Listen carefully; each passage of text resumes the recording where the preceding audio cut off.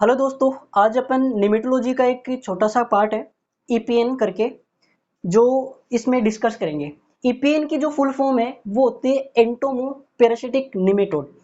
इसको अपन एंटोमो pathogenic nematode भी बोलेंगे, बट कब बोलेंगे और कैसे बोलेंगे वो भी अपन इसमें बात करेंगे।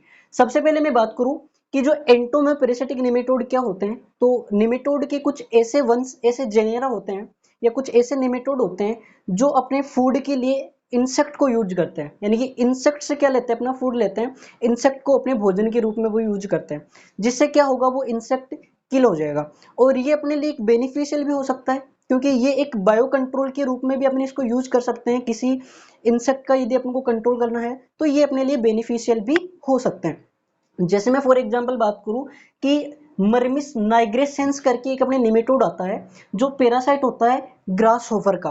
अपने जो टिड्डा होता है उसका ग्रास होफर होता है उसका पैरासिटिक निमेटोड की अपन बात करें तो वो दे रखा अपने मर्बिस नाइग्रेसेंस। ये क्या करता है, ये ग्रास होफर के अंदर जाके उसको फीड करता है और धीरे धीरे इसको किल कर देता है। तो यदि ग्रास होफर का अपन को बायो कंट्रोल करना है तो भी अपन इसका यूज कर सकते हैं।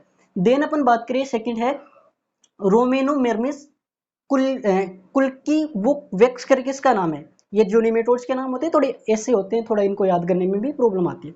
तो ये जो निमेटोड, ये मॉस्किटो जो होता है, जो मच्छर होते हैं अपने, उनका क्या होता है, ये पैरासाइट होता है और उनको ये फीड करता है, उनको धीरे धीरे किल कर देता है। ये दो मैंने बेसिक एग्जांपल दिए जो आपको किसी एग्जाम में पूछे जा सकते हैं। जो थर्ड वाला है वो वेरी वेरी मोस्ट है, जो कि जो निमेटोलॉजिस्ट है उसको यूज भी करते हैं। उसका use as a bio pesticide बनाने के लिए यूज करते हैं, जो अपने इंसेक्ट होते हैं उनको किल करने के लिए। तो अपने दो जेनेरा आते हैं निमेटोड को, एक आता है इस्ट्रानेमा और दूसरा आता है हेटेरोरेहेब्डिस करके। ये दोनों जो निमेटोड की जेनेरा है, इनके अलग अलग स्पीशीज है जिनका यूज अपन अलग अलग इंसेक्ट को किल करने के लिए करते हैं। नॉर्मली आपको ध्यान रखना है जो अपने लेपिडोप्टेरा ऑर्डर होता है इंसेक्ट के अंदर, उनको किल करने के लिए अपन मेनली इनका यूज करते हैं। जो ये इस्टरनीमा और हेटेरोरेहेब्डिस करके जो अपने निमेटोड है, ये क्या करते हैं, ये एंटोमोपैथोजेनिक निमेटोड इनको अपन कह सकते हैं। मैंने अभी बात की थी कि पैरासिटिक और पैथोजेनिक, तो ये पैथोजेनिक होते हैं, पैथोजेनिक। इनको अपन यदि पैरासिटिक बोलते हैं तो भी कोई प्रॉब्लम नहीं है, बट इनको पैथोजेनिक बोलते हैं तो भी कोई प्रॉब्लम नहीं है। पैरासिटिक और पैथोजेनिक में क्या डिफरेंस है?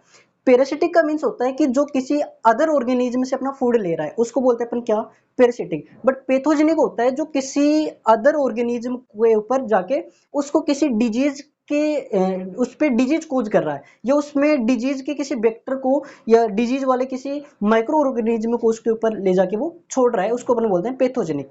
तो ये जो जो मैंने दो जेनेरा बताया आपको, स्टर्निमा और हेटेरोडेप्टिस, ये क्या करते हैं, ये कैरी करते हैं बैक्टीरिया को। तो जो स्टर्निमा जेनेरा है वो जिनोरेब्डिस करके एक स्पीशीज आती है बैक्टीरिया की, उसको कैरी करता है इंसेक्ट के ऊपर।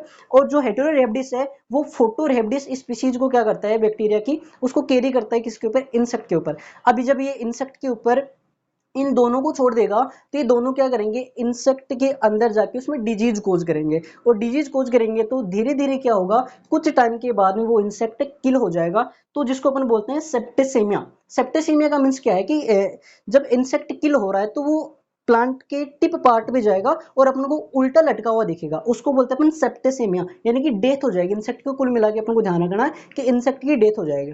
तो सर इससे निमेटोड को क्या फायदा है इससे? तो निमेटोड पैरासाइट कैसे हो यहाँ पे, और ये पैथोजेनिक कैसे हो? पैथोजेनिक तो इसलिए हुआ क्योंकि जो पैथोजन है बैक्टीरिया को किल करने वाला, जिनोरहेब्डिस और फोटोरहेब्डिस, उसको कैरी कौन कर रहा है, कैरी करने का काम निमेटोड कर रहा है, इसलिए यानी कि पैथोजेनिक हो गया, क्योंकि ये पैथोजन को कैरी कर रहा है यहाँ पे।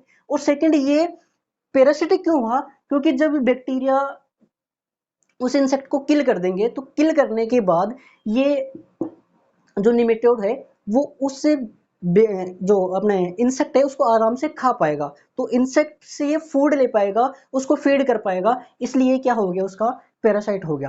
तो आशा करता हूं कि आपको ईपीएन समझ में आया होगा। ये ईपीएन का छोटा सा कॉन्सेप्ट था जो इसमें पीएचडी वगैरह एमएससी, यानी कि वैसे टॉपिक बहुत बड़ा है बट मैंने आपको शॉर्ट में इसको समझाने की कोशिश की है। Thank you. ऐसे ही इंफॉर्मेटिव वीडियो आपको यहाँ पे मिलते रहेंगे।